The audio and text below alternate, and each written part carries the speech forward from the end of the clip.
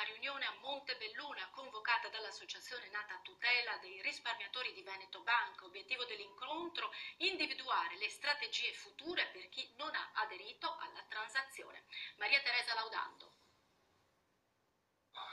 Sono gli unici ad aver avuto l'accesso agli atti dell'inchiesta della Procura di Roma e stanno valutando le responsabilità dei vertici di Veneto Banca in merito alle accuse di aggiotaggio e ostacolo alla vigilanza.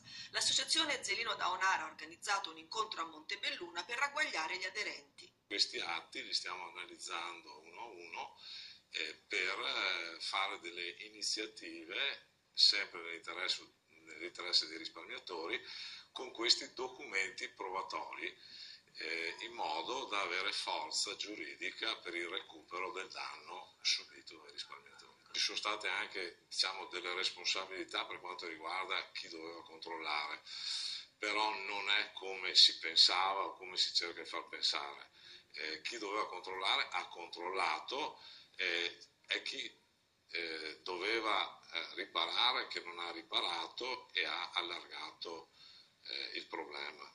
Tema principale: su quali elementi fondare un'eventuale causa contro la banca per chi non ha sottoscritto l'offerta transattiva. Ci sono stati migliaia di risparmiatori che hanno transato, hanno fatto una transazione, e a questi io mi rivolgo. Noi come associazione faremo anche i loro interessi.